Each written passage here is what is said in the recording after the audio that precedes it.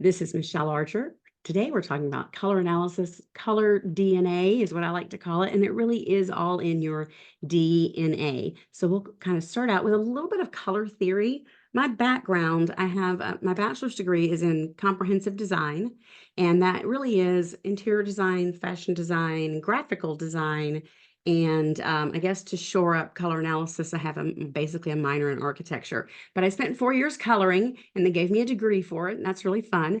I grew up in love with makeup, in love with fashion, in love with color due to my grandmother. And then I worked as a color analyst for 10 or 15 years and actually did training for a nationwide company.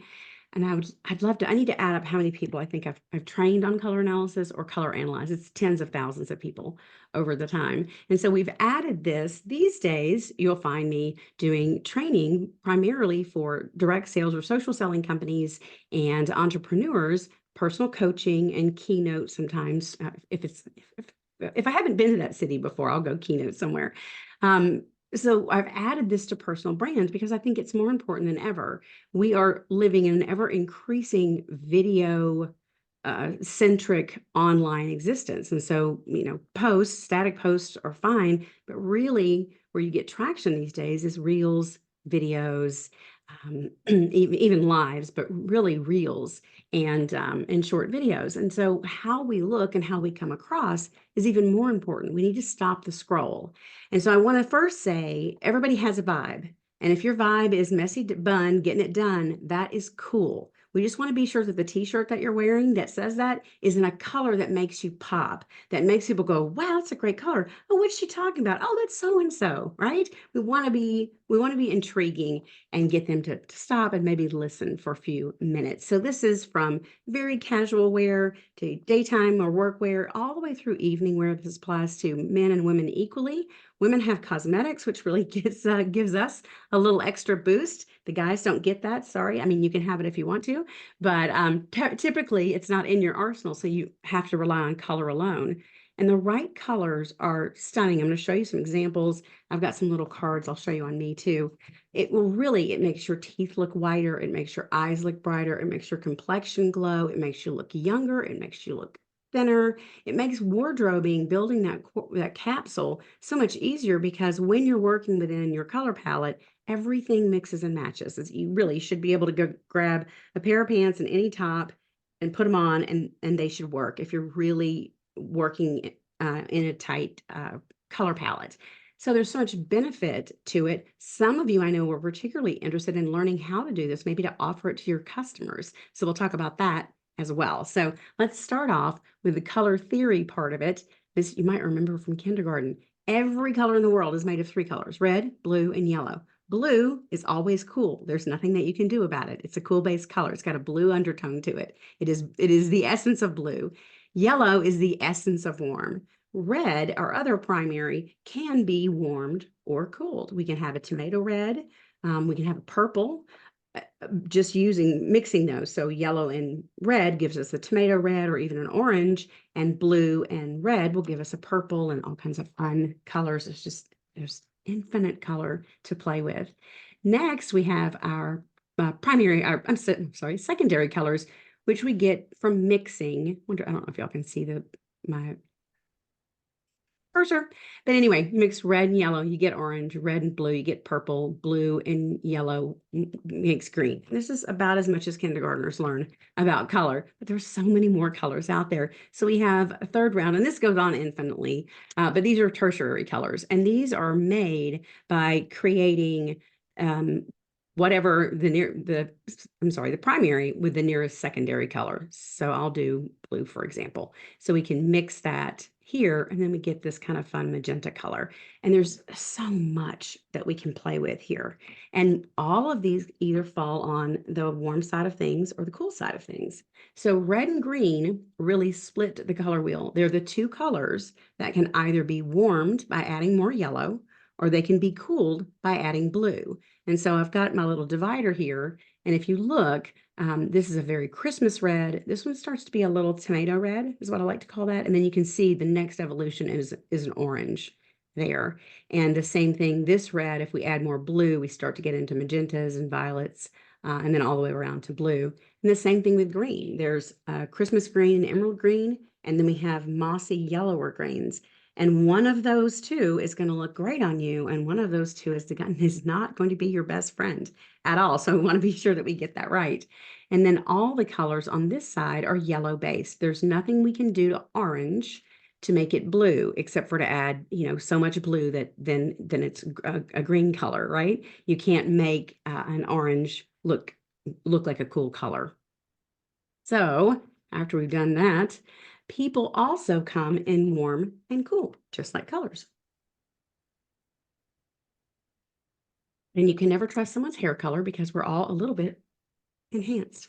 Sometimes people are a lot enhanced, but everyone has either a predominance of cool undertones or a predominance of gold and yellow undertones, and they're going to look better in certain colors. Some colors are going to really, really be bad, and some colors are just going to make them shine. Even if you know brides, every bride has a white. There's not just one white. We've got white, ivory, candlelight.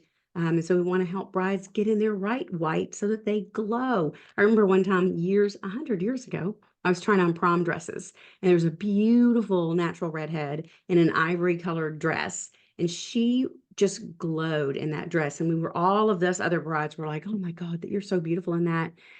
And she was kind of back and forth on it. And I remember saying, "If you don't buy it, I will." It's not my color. I didn't buy that one. I bought it in a different color. There's good news. A happy ending to that story. So let's talk about also, we've got our yellow blue balance, but we have value and intensity. So we have soft and light, cool and warm, and we have strong and dark, also cool and warm. And just like the seasons, we're going to talk about seasonal diagnosis right now, um, people are the same way. That's off Bridgerton. I love her. My mind is blank right now. It'll come back to me. I should have labeled these. Desperate Housewives, and then we have Princess Catherine in great colors for them. And so you can see that soft and light, we may have a line of blondes. The hair color, again, doesn't make the difference because I could dye my hair any color. But genetically, at birth, it's just like dominant and recessive traits. When we're born with a set of traits. We have light eyes and dark hair and fair skin, or we have dark skin, dark eyes, dark hair, whatever. And whatever we want to do cosmetically is not going to really alter that. We can learn to lean into it and make the most of it, or we can learn to fight it and try and be something that we're not. Like, dyeing our hair, something that's just crazy off from whatever it started out as. And that can be very confusing when you're doing color analysis, but really we're looking at the skin tone and how colors play off of people. So I'll show y'all a few things. I think you'll be able to see this pretty clearly. I'll show you a few things on me that's very interesting. Ooh, I got them upside down. All right, let's do this. So here I am in some of my colors, red and black, two of my favorite colors. And you can watch what happens when I pull this orange up underneath me. My complexion goes a little sallow. My features are a little flat. My teeth probably don't look as white. Nothing's as sparkly as it was a minute ago. When I take that away, my skin tone evens out and I have a really healthy color to me. If I go from the orange and flip straight over to the red, I mean this magenta, the magenta is so much better than this orange is on me. And when you look at me like this, you probably see two things. You see probably this color first because it's screaming, because it's out of harmony, just like a bad note that someone's hitting, and you see my head. And when I flip it over and I'm in the magenta, probably looks like more of a package, like nothing's really competing. There's more harmony here. So hopefully y'all are seeing that. And then I'll show you a different example. And this will be less bad. This is a true red. This is a blue red. And then this is a carnation pink. So this is a cool color, but it's not my best friend. It washes me out. It fades me out. This red really brings out my features a lot more, lip color, my eyes sparkle. And then when I flip back over to that pink, it's just really odd. And that pink, again, it's winning. It's overpowering me. It's wearing me and I'm not wearing it. Whereas the red is much more in harmony and in balance. So these are my color cards. I've got 18 of them, especially done. Oh, let me do another one that's so bad on me, especially. Here's purple, which is a great color on me. Lavender. Oh, it's just like night and day. And these are both cool. So if you wanted to take something like a cool and a warm, oh, this will be good. We'll do purple. And then I'm trying to see what I want to torture myself with. Purple. And then I'll pull this Mayan gold up. Just makes such a huge difference. So I've pulled some stars. We'll gossip about the stars here for a little bit. These are beautiful women who are perfectly thin and perfectly everything. We have Princess Kate in this gorgeous purple again, and she just looks radiant and she looks like one composed package. You look at the picture and you think, wow, that's Princess Catherine. She looks beautiful. And that's a great color. If anyone ever says to you, oh, that's a great color, the color's wearing you. You're not wearing it because what they're seeing is the color and not you. So then let's look at an unfortunate wardrobe choice. And she doesn't make a lot. So this was hard to find. So we've got her in the purple and now she's in yellow. And you can just see what happens to this radiant, healthy pink complexion. She just goes a little blah. Even her hair isn't as radiant. Her teeth don't look as white. Her eyes don't sparkle. Her makeup starts to look a little funny because I think she still has her blue base makeup on in the yellow blazer as she does over here. And so it's just fighting. And this yellow blazer is pulling out all of that yellow in her skin. And we really want to be playing up her skin tone with some blue to give her that vibrancy. She's pretty in whatever you put her in, but someone should send her a note. Dear future King of England, Queen of England, quit wearing yellow. It's not your friend. Works for guys too. I'm trying to think who this is. Ian something. I don't know why this gentleman would ever pick this get up for anything. His face is saved a little by the black hat and his longer hair, but this is mauve. It's the mother of the bride color. Why he has no shirt on, I don't know, but you can even see the difference in the skin tone on his chest than his face. And what really screams at you is, holy cow, that's a lot of mauve, or mauve, as Martha would say it. So for men, equally as important, and again, they don't have cosmetics to even the scale, although there's no fixing that mauve color, no matter what you do. Marsha Cross from Desperate Housewives, loved her. Brie, she is absolutely glowy and beautiful. She is a natural redhead. Again, we can't always trust hair, but you can just see she is absolutely sunny and radiant here. Her makeup is warm toned. She's wearing a strapless dress, so we're not getting a lot of interference from that. She does wear a lot of black. That black isn't everybody's color, by the way. That's a fallacy. And then here she is. This is just terrible. It's a medium blue suit. It's pulling so much blue out of her because these redheads, these natural redheads, they have more blue than golden. And so when we put them in blue base colors, I mean, in that lavender background, she just looks blue and tight and tired, and her hair's not as vibrant or anything, just based on color. And I think she still has the same makeup color. So especially if you're working in cosmetics, this is a great thing to know so you can help them pick the very best colors, and then you can make some suggestions for them on what wardrobe colors are going to make the most of those the cosmetics colors that they're wearing, because you put the wrong makeup on with the right colors and it's pretty bad. You put the wrong makeup on with the wrong colors and it's really very bad. Oprah. Oprah's easy to do because, bless her heart, she wears the rainbow of colors. I have personally written her saying, please quit wearing yellow. It's not your friend. Anyway, evidently she doesn't take my mail.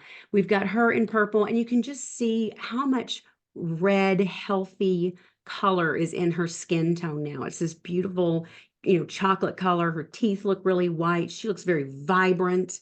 Everything kind of works. And then we have her over here. Whoops. We have her over here in a kind of a pistachio, which is going to be a light warm color. So she's not in her color family, and she's in a light color where she's very strong and dark. And so there's no balance here whatsoever. And you can see what her skin looks like, a little bit sullen.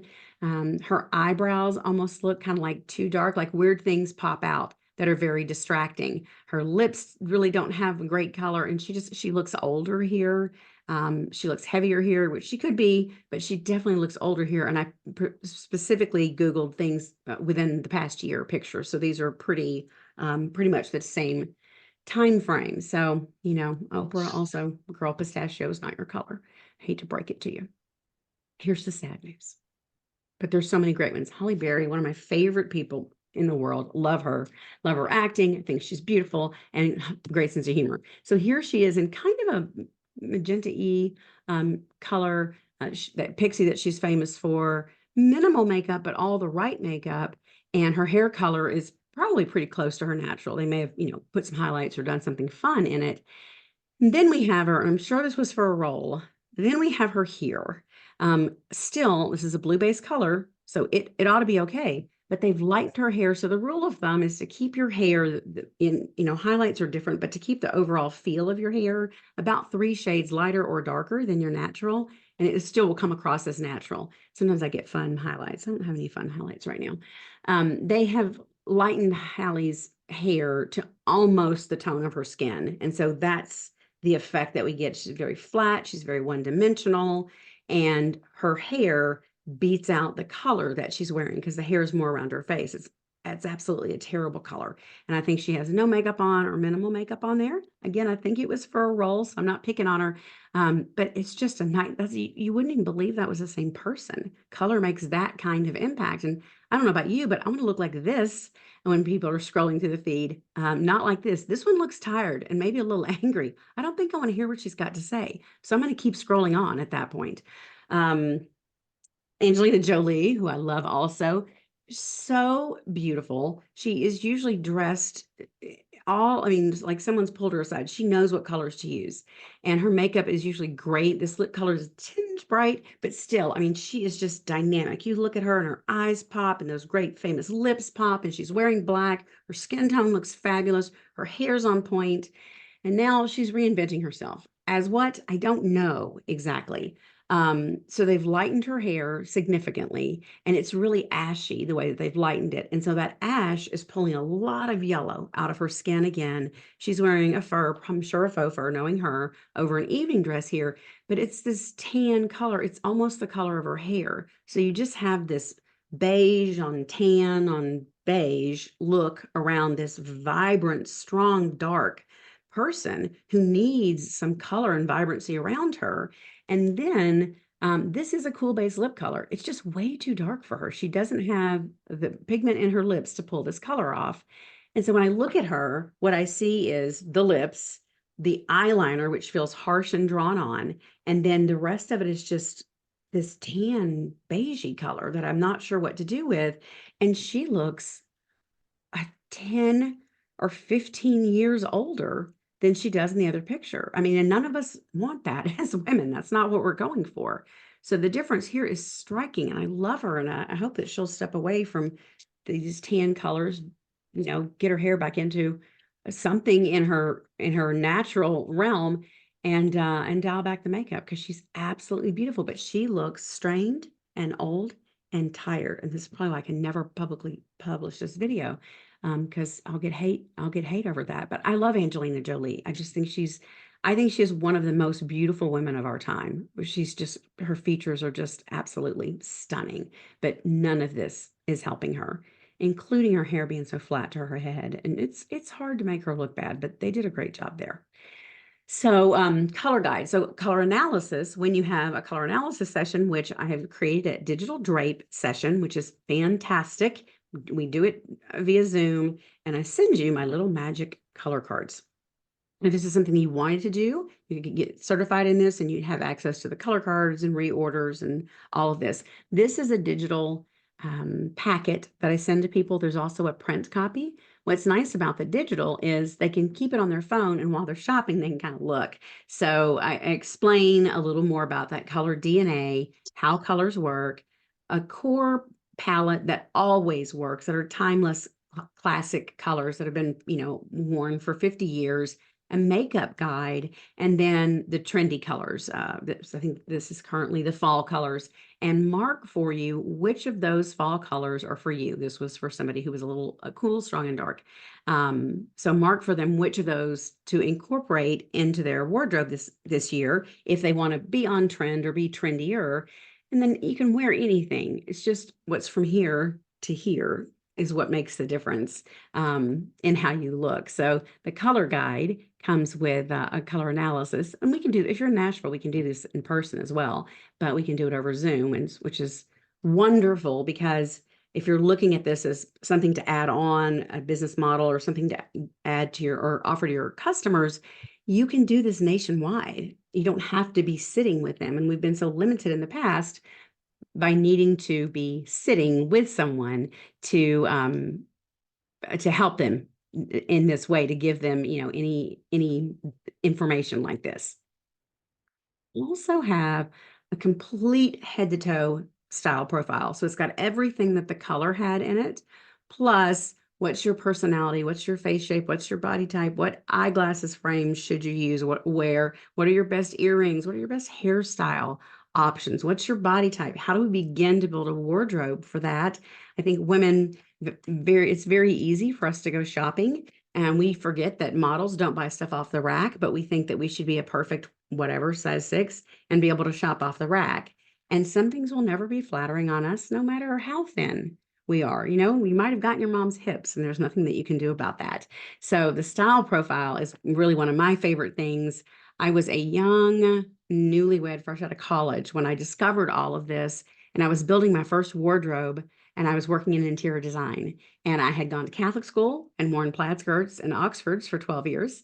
And then I went to college and I was cute enough, but I was co-ed cute. I wasn't workplace cute. I had no idea how to begin to put clothing together, even, professional makeup or professional hair. A ponytail will get you anywhere you need to go on campus, not so much when you're working. So this is great for people who are interviewing, people who are at a stage of their lives where they just want to feel younger, prettier, more put together, on all spectrums, all stages of life. This is a great fun thing to do.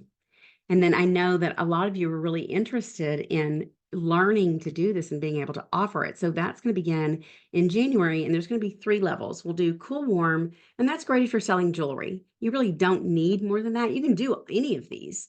But cool, warm is going to let you know, like, certain people look better in gold, certain people look better in silver, some people look good in, chocolates and bronzes, things of that nature. So if you're in jewelry, this will really help you, and you can give them a little quiz and say, hey, here's you're gonna look better in silver jewelry. Here's some things I think you really might like.